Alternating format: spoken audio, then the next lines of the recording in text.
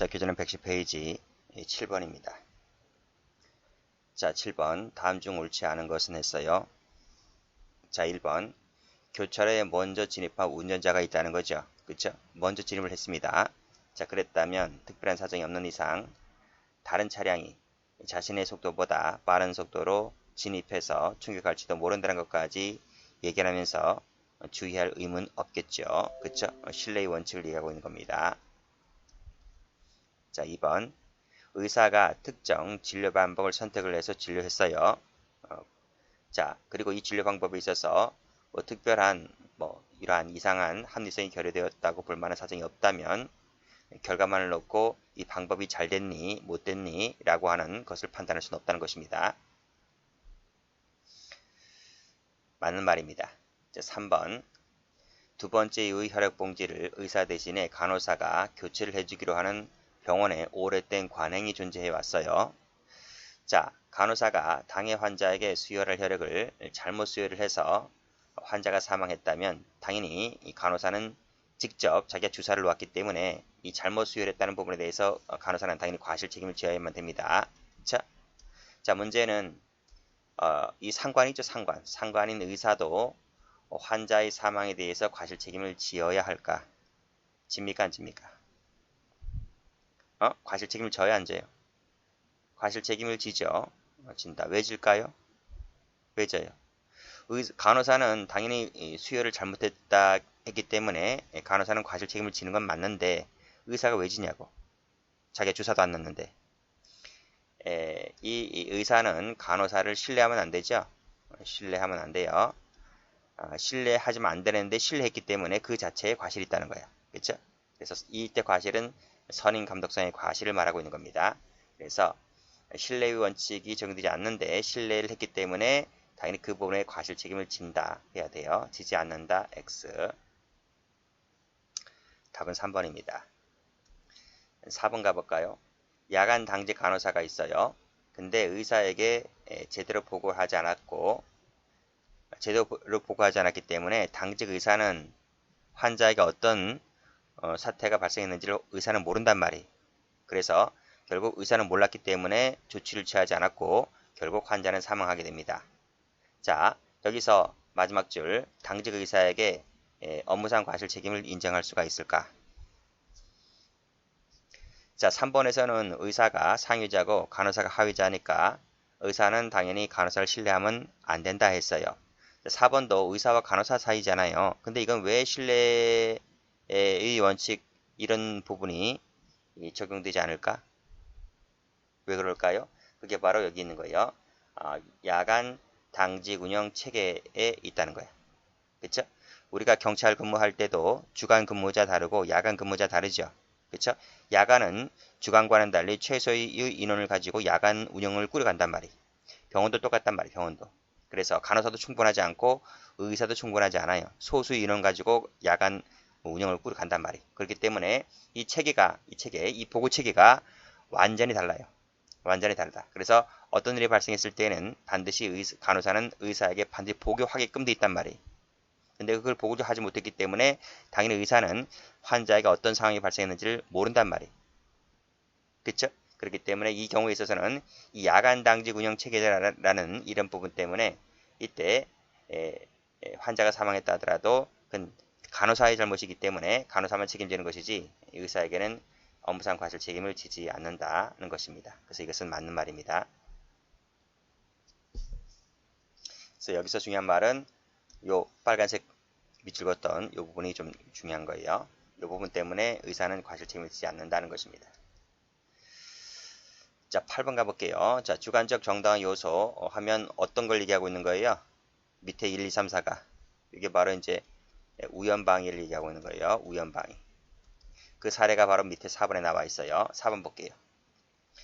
갑은 평소 원한을 품었던 을을 향해 총을 발사하여 을을 살해했다는 거예요. 알고 보니까 을도 갑을 살해하기 위해서 폭탄을 설치하고 시키려고 했던 순간이었다는 거지. 그러니까 뭐예요? 우연하게도 정당방위를 하게 된 그런 결과가 되는 거죠. 그렇죠? 결과는 좋았어요? 나빴어요? 결과적으로는 좋았다는 거예요. 왜? 우연하게도 정당방위한 꼴이 되었기 때문에. 아시겠죠?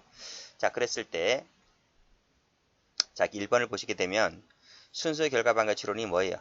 순수 결과 반가치론은 행위 반가치 그딴 거 필요 없다. 무슨 말이야? 위법성 조각이 되려면 결과 반가치만 있으면 되는 것이지 행위 반가치 그딴 거 필요 없다 이거예요. 무슨 말이겠습니까? 그게 순수 결과 반가치론입니다.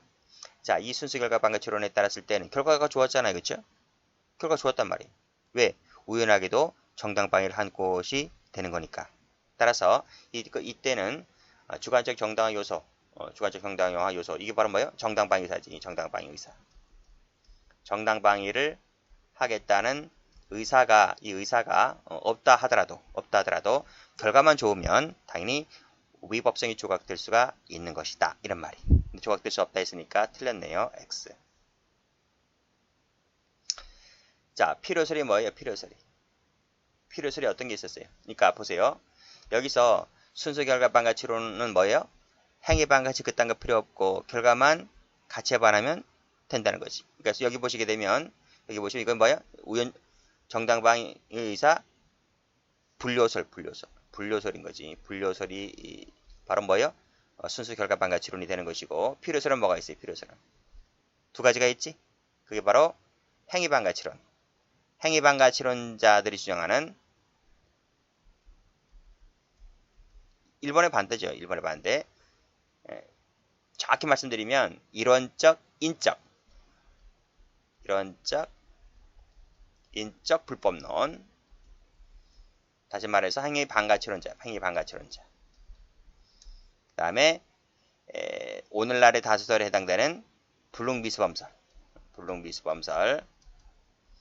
이 두 가지가 이거 하나 이 두 가지가 필요설이 되는 거예요. 필요설. 자, 블룸비스범설은 우리가 다 아는 것이고 이론적 인적 불법론이나 행위 반가치론자들은 뭐요? 기수범설이지. 기수범설. 이렇게 되는 겁니다. 자, 여기서 우연방위는 위법성이 조각되지가 않는다. 맞지? 조각되지 않으면 어떻게 된다고? 기수 처리하거나 블룸비스 처리하는 거니까 조각되는 것은 순수 결과 반가치론밖에 없는 거예요. 그래서 요 2번이 맞는 말이지. 그쵸? 자, 블룸비스 범설 여기 바로 나왔네요. 자, 이게 다수설이라 했어요. 자, 결과가 발생했다면 결과 반가치를 부정할 수가 없기 때문에 블룸비스 규정을 유추 적용해야 된다. 아니, 밑에 생각해보라고. 결과가 좋았어? 결과 좋았잖아요. 결과는 우연방이니까. 심보가 나쁜 거지. 갑은 평소 원한을 품었던 을을 발사하여 을을 살해했다. 원한이라고 했으니까 이건 살인고의잖아요. 살인고의잖아요. 그렇죠? 살인고의였단 말이에요. 살인고의로 빵 쏴서 죽인 거예요. 근데 결과적으로 봤을 때 정당방위였다는 거지. 자, 그랬다면 자, 블룸비스 범설은 결과가 발생했잖아요. 사람이 죽었다는 결과 발생했죠. 한 이상 기수범의 결과 반가치를 부정할 수가 없기 때문에 무슨 말이야 이게? 행위 반가치를 부정할 수가 없는 거죠. 결과 반가치가 아니고. 왜? 심보는 살인죄 고의였으니까. 그렇죠? 그게 살인죄 고의였으니까 행위 반가치로 가야 돼요. 행위 반가치. 이게 틀린 거예요. 지금 행위 반가치는 존재한다. 그러니까 요 블룸비스 범설이라고 하는 것은 이런 말이야. 결과 반가치는 탈락되었다. 그러나 행위 반가치는 여전히 존재하는 거지. 그래서 블룸비스 위험성이 존재했다. 그래서 위험성 때문에 블룸비스 규정을 유추 적용하는 거예요. 적용하는 것이다. 그래서 의무적 감면 되는 거지. 의무적 감면. 해주는 게 좋지 않느냐라고 하는 겁니다. 그래서 마지막을 가보시게 되면 여기 형을 감경 면제한다. 요 한다가 틀린 거야. 왜? 의무적 감면이 돼야 하니까. 요 블룸비스 범설이 다수설이라고요.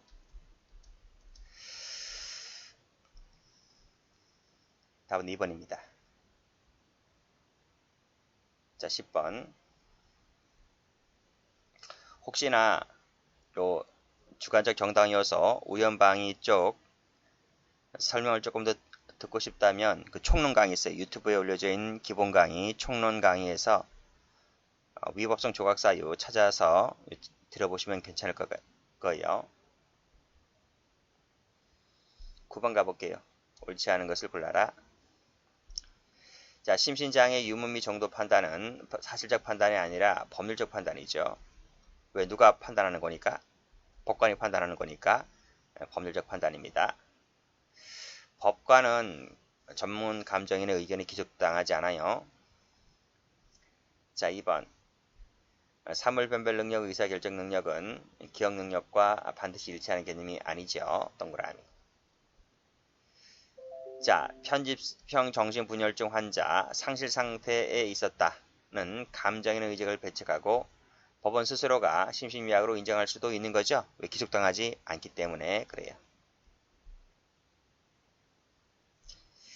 자, 소년법상의 소년인지 여부를 판단하는 그 기준 시점은 행위시입니까? 재판시입니까? 재판시죠. 재판시예요. 행위시가 아니라. 이때 재판시라고 하는 것은 사실점을 말합니다. 자, 미음번. 자, 심신상실자는 벌하지 않는다. 맞죠? 그리고 미약한 자는 감경할 수 있다. 의무적 감경입니다. 그쵸? 동그라미. 옳지 않은 것은 3번 되겠네요. 10번 갈게요. 자, 정당한 이유를 인정한 것을 골라라 그랬습니다. 자, 비디오 감상실 업자, 비디오방입니다. 비디오방. 여기서 구청이죠, 구청. 이 구청 문화관광과 행정지도를 그대로 신뢰했다. 그래서 자신의 비디오방에 18세 이상 19세 미만자 청소년을 출입시켰습니다. 이것이 허용된다라고 믿었다. 라고 했을 때 정당한 이유가 있다고 봤습니까? 없다고 봤습니까? 있다고 봤죠. 답이 1번이. 1번. 이때 구청 문화관광과 행정지도를 믿은 것은 정당한 이유가 있다고 봤다. 자, 이 판례랑 뭐랑 비교하셔야 돼요? 천지창조. 이 나이트클럽이죠. 나이트클럽. 사안은 상당히 유사한데 이 사건에서는 판례가 어떻게 인정했어요? 법률의 부지로 봤죠. 이건 금지척으로 보지 않았어요. 법률의 부지라고 처음부터 봤어요. 그래서 무조건 이것은 처벌되었던 사건이다. 이거랑 비교하시기 바랍니다. 나이트클럽 사건은 법률의 부지로 보았지만 비디오방 사건은 법률 착오로 보았고 그 착오에 있어서 구청 문화관광과의 행정지도를 믿은 것은 정당한 이유가 있는 판례로 기억을 해두시면 돼요. 자, 2번을 볼게요. 보장구 제조 허가를 맡았다. 보장구 제조는 보장구를 제조하는 것은 의료행위가 아니죠. 그렇죠? 의료행위가 아닙니다.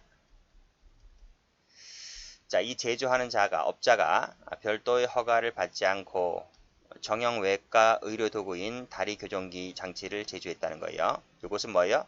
이것은 의료도구입니다. 의료도구. 보장구는 의료도구가 아니지만 그래서 보장구를 제조를 하는 업자는 이 다리교정 장치를 제조하려면 별도로 의료도구이기 때문에 이것을 별도로 허가를 맡아야 돼요. 허가를 맡아서 하는 것이 당연한 겁니다. 이걸 맡지 않고 했다면 자신이 영업 허가를 갖고 있는 허가증을 갖고 있는 보장구 제조업자가 하지 못할 일을 했기 때문에 이것도 자기가 허가된 범위를 초과해서 의료도구를 만들었기 때문에 이것은 정당한 이유가 없다고 봤어요. 그래서 의료법 위반죄로 처벌됐던 사건이죠. 3번을 보시면 최신부 장관의 회신을 믿었다. 회신에 공신력이 있나요? 공신력이 없어요. 이것은 믿었다 하더라도 정당한 이유가 없다고 봤어요. 자, 외환은행 담당자 안내에 따라서 했죠. 이 사람이 공무원인가요? 공무원이 아니죠. 공무원이 아닌 사람 말을 왜 믿어요? 그래서 공무원이 아닌 사람의 말을 믿었기 때문에 이것도 정당한 이유가 없다고 봤어요.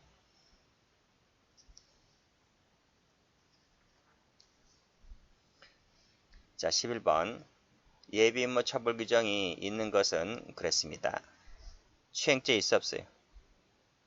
추행죄 있어 없어요? 추행죄 없어요. 추행죄 없다. 근데 추행죄가 있는 게 하나 있어요. 추행죄가 원래 없는데 추행죄가 있는 것이 미성년자 의제, 강간죄 또는 강제추행죄 이게 305조거든. 305조. 이거는 예비음모가 있어요. 아시겠어요? 그리고 미성년자 의제 강간죄는 당연히 있고 미성년자 의제 추행죄도 있다고. 아시겠어요? 그러니까 13세 미만자이지 13세 미만자. 13세 미만자는 강간이든 추행이든 간에 예비음모가 있다는 거 기억을 해두시면 돼요. 미성년자 약추인죄 있는 거 아시죠? 영아살해죄 있었어? 없죠? 그렇지? 영아살해죄 없어요. 보통살인죄하고 존속살해죄하고 위계위력 그거밖에 없어요. 살인죄는 영아살해죄 없다. 일반교통방해죄 있어 없어요? 없어요. 이건 있나? 기차하고 선박은. 기차, 선박, 교통방해죄는 있죠. 사람이 많이 타고 있기 때문에 형법 개입이 일반교통보다 빠르다. 한 템포 빠르다. 그래서 기차나 선박은 예비음모가 있다. 피구금자 간음죄 있어요? 없어요. 없어요. 자, 허위 유가증권 작성죄 있어요? 없어요? 있어요? 없어요? 허위 있어요? 없어요? 없어요. 자, 여기서 필기 한번 해볼까요? 자, 유가증권인데요. 유가증권 예비음모 있어요? 없어요? 유가증권은 어떤 죄 처벌하나요? 위조, 변조, 자격모용, 허위작성, 부실기재, 변개. 이 마지막 두 개는 이건 문서죄 있는 거잖아. 그치? 문서죄 있는 거지? 이렇게 세 개, 이렇게 세 개가 있는데 이 위에 것은 형식주의, 밑에 건 실질주의, 그쵸? 근데 부실기재하고 변개는 문서만 있고 유가증권에서는 요거밖에 없어요. 허위작성밖에. 아시겠어요? 이 두 개는 없단 말이에요. 그래서 유가증권은 죄가 위조, 변조, 자격모용, 허위작성 이렇게밖에 없어요. 마지막 행사죄가 되는 거지. 됐나요? 여기서 요거에 세 개 있지? 여기 세 개는 예비음모가 있어요. 당연히 미수 있어요. 당연히 그건 미수 있는 거고 지금 예비음모 시간이니까 예비음모가 있단 말이에요. 근데 허위작성에는 예비음모가 없어요. 알아두시라고. 됐나요? 됐어요. 통화죄는 있어 없어요? 통화죄는 다 있어요. 통화죄는. 됐네요. 폭발물 사용죄 있어 없어요? 있어 없어요? 이거는 유일하게 예비, 음모, 선동 이 딱 세 개를 처벌하는 유일한 범죄잖아. 우리 형법에. 이거 하나밖에 없어요. 선동. 물론 선전 가면 예비, 음모, 선동, 선전 같은 경우는 국가적법에서 내란죄, 외환죄가 있지만 거긴 죄가 많잖아. 그치? 네, 사회적법에서 폭발물 사용죄 이거밖에 없어요. 어쨌든 예비, 음모 처벌합니다. 현주 건조물 방화죄 있어 없어? 있죠. 있단 말이에요. 그것은 164조, 165조, 166조 1항, 2항, 167조 1항, 2항. 어떤 죄인지 아시죠? 자, 가운데 끊었어요. 끊었을 때 위에 거 예비음모 있죠? 그쵸? 밑에 거 있어 없어요? 이거 예비음모 없단 말이에요. 그쵸? 현주 건조물 방화죄 몇 조예요? 이거잖아요. 164조 1항. 그쵸? 그럼 164조 1항이란 말이에요. 예비음모가 있단 말이에요. 그 답 몇 개예요? 하나, 둘, 세 개. 답이 3번입니다. 3번. 3번. 그래서 여러분 저기 어디야? 저기 해설지 가봐. 해설지 가보시면 요겁니다. 3번입니다. 3번. 이거 3번으로 돼 있어요. 오타 나왔어요. 오타 나왔기 때문에 3번으로 바꿔두세요. 하나 더 볼까요? 12번. 옳은 것을 골라라. 단순 시위 참가자는 공모 공동정범이 안 되죠. 왜 공모 공동정범이 안 될까? 기능적 행위 지배가 없기 때문에. 주모자가 아니잖아, 그쵸? 그래서 공모 공동정범이 안 돼요. 자, 한 놈은 피켓을 들고 있고 다른 2명에서 4명은 옆에 서 있었습니다. 라고 했을 때 이걸 1인 시위로 봐야 돼? 1인 시위가 아닌 거야. 어차피 피켓을 한 명이 들었기 때문에 자기네가 주장하는 건 그거예요. 피켓을 한 명이 들었기 때문에 이건 단순히 1인 시위다. 1인 시위인데 무슨 사전 신고, 집회 신고를 하냐. 그거는 뭐 2명 이상 모였을 때만 하는 거 아니냐. 라고 하는 자기네 주장입니다. 근데 판례는 뭐라 하냐면 피켓은 한 놈이 들었지만 옆에 2명에서 4명이 서 있었다는 거야. 그 말은 너네 다 짜고 미리 오지 않았냐 그치? 짜고 미리 와서 나는 피켓만 들고 너는 옆에 서 있으면 하라 이렇게 미리 짜고 왔지 않았냐 라고 해서 우리 판례는 이것을 공모관계로 봤어. 공모관계. 그래서 사전계획에 따른 역할 분담이 있다 이런 말이야. 나는 피켓을 들 테니까 니들은 옆에 서 있어라 이렇게 역할 분담이 되었었기 때문에 공모 공동정보 처리를 했던 사건입니다. 그래서 정답이 2번이지. 자, 우연히 만난 자리에서도 공동 가공, 공모가 생겨날 수 있어요. 공동정범이 가능합니다. X. 자, 4번 포괄일지 사건인데 도중에 뭐 가담에 대한 말 나오지? 뭐하고 말하는 거 있는 거야? 승계적 공동정범. 그쵸? 판례는 뭐라래? 가담 이후만 책임진다. 그 전까지는 책임지지 않는다는 겁니다. 그래서 그 전에 대해서까지 책임진다 했으니까 그 전은 책임지지 않아요. X. X. 답은 2번이 됩니다. 여기까지입니다.